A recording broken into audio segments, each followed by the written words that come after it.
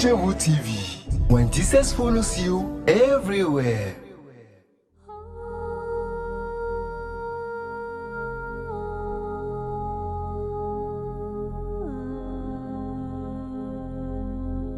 Bonjour chers internautes, nous vous saluons dans le beau précieux nom de notre Seigneur Jésus-Christ. Bienvenue sur la chaîne Christ chez vous Foundation. Que Dieu vous bénisse. Ce matin, nous allons parler d'une petite exhortation concernant qui est ton conseil. Qui est ton conseil? Sans plus tarder, je vais lire dans Proverbe 11, verset 14. Proverbe 11, verset 14. Mais tout d'abord, nous allons prier. Père trois fois saint, éternel des armées, nous te remercions, nous te disons merci pour la grâce infinie que tu ne cesses jamais de manifester dans nos vies, dans la vie de nos proches, dans la vie de nos ennemis, dans la vie de tout chacun de nous. Seigneur, merci. Nous allons parler ce matin. Nous demandons à ce que tu viennes prendre contrôle. Tu parles à quelqu'un, tu conseilles quelqu'un, tu dis quelque chose à quelqu'un, afin que quelqu'un prenne conscience de ce qui va se dire ce matin. Merci parce que tu as écouté, tu as ouvert l'entendement de quelqu'un. Au nom de Jésus, nous avons prié. Amen. Proverbe 11, verset 14. Nous allons le lire rapidement. Quand la prudence fait défaut, le peuple tombe, et le salut est dans le grand nombre des conseils. Proverbe 11, verset 14. Nous allons lire aussi Proverbe 13, verset 20.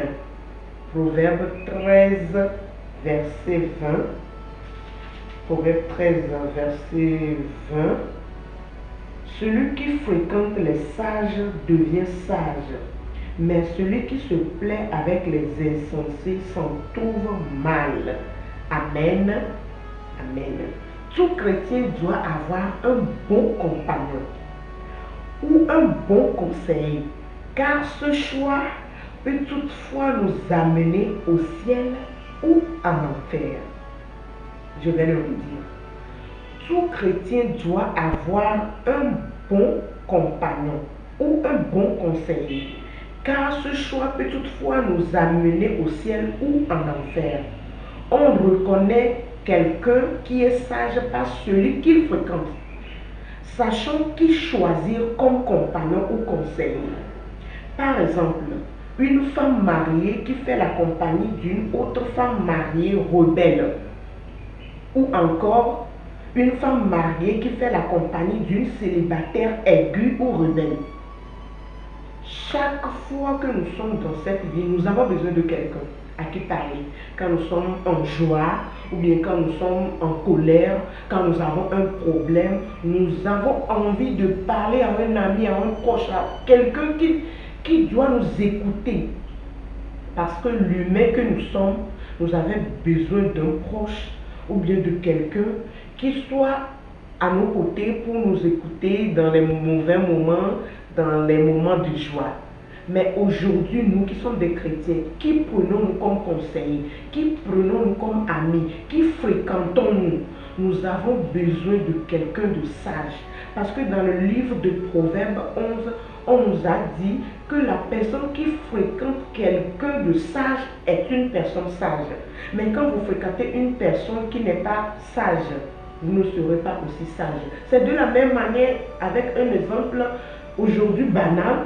Quand tu fréquentes une soeur qui est, excusez-moi le terme, prostituée, ou bien elle n'est pas prostituée quand même, mais elle porte des habits, elle se comporte bizarrement, elle fume du cigarette, elle boit de l'alcool, elle fait de n'importe quoi, elle change des hommes comme un papier mouchoir, tout le monde va t'accoler cette étiquette en même temps que toi aussi tu fais le même comportement comme cette dernière.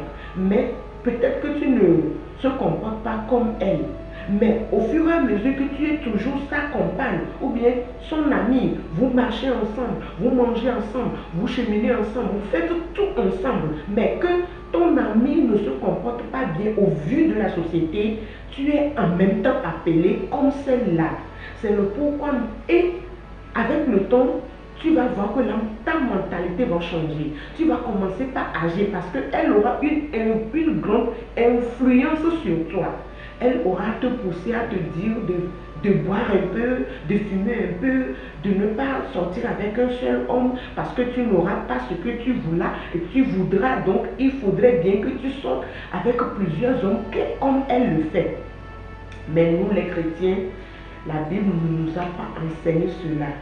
Il nous a dit de faire le bon compagnon ou bien d'avoir un bon compagnon comme conseiller, comme ami. Parce que parfois, nous sommes désespérés ou bien nous sommes de bonne foi, mais nous avons des amis ou bien des conseillers de foi mauvaise. Ils n'ont pas de bon cœur, qui nous conseillent très mal. Le conseiller qui peut nous aider à aller de l'avant doit être un bon sage.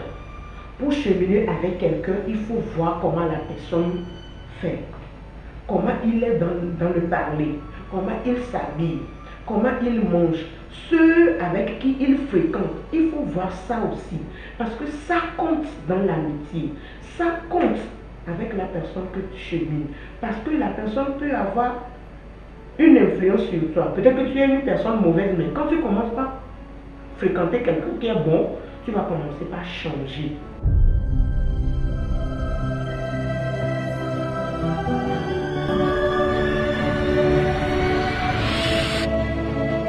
Christ chez vous TV. When Jesus follows you everywhere. Donc c'est le pourquoi nous devons choisir de bonnes personnes comme conseillers. Si nous voulons vraiment aller au ciel, alors sachons qui choisir comme sage. Surtout quelqu'un qui craint Dieu. Je vais le redire. Si nous voulons vraiment aller au ciel, alors sachons qui choisir comme sage, qui choisir comme conseiller. Parce que cela peut nous aider à aller au ciel. Mais surtout, cherchons quelqu'un qui craint Dieu, de peur de ne pas perdre notre salut. Il faudrait bien que nous choisissions quelqu'un qui craint Dieu, qui a la crainte de Dieu en lui, afin que nous ne perdons pas notre salut, parce que c'est très important. Au fur et à mesure que nous travaillons notre salut, notre foi, c'est ça qui va nous amener au ciel. Alors si nous avons de mauvais conseils, de mauvais amis, de mauvaises personnes autour de nous, ça ne peut pas nous aider à nous enrichir dans le salut ou bien dans la foi. Ton meilleur ami est fonction du meilleur conseiller qu'on a. Le meilleur ami que tu as est fonction du conseiller que tu as. Ne demeurons pas seuls. Veillons à choisir un conseiller sage qui peut nous aider à faire le chemin du ciel avec le zèle et dévouement, puis à grandir en Christ. Ne demeurons pas seuls. Il ne faudrait pas qu'on demeure seul. Parce qu'on en a besoin de quelqu'un. Coûte et coûte, on en a besoin de quelqu'un. Il y a quelques fois qu'on a besoin de rester seul, on n'a pas envie de parler à quelqu'un, on veut toutefois faire toutes choses toute seule, mais on en a besoin. Je dis bien, on en a besoin. Parce que la manière dont les oreilles, la bouche, le corps humain, ils sont ensemble. C'est de la même manière, nous avons besoin de quelqu'un qui va nous soutenir, qui va nous écouter, et quelqu'un sur qui vous allez déposer la tête ou pleurer. Pas seulement un mari, mais un ami, un conseil, quelqu'un qui sera toujours là pour vous, contre vents et marées. Quel que soit ce que vous allez traverser, cette personne sera là pour vous. Alors nous devons chercher quelqu'un qui craint Dieu, afin qu'il nous aide à marcher droit vers la terre promise. Que Dieu nous donne l'esprit de discernement, à savoir qui choisir comme sage et bon conseiller. Merci et à la prochaine. Que Dieu vous bénisse. Bye bye.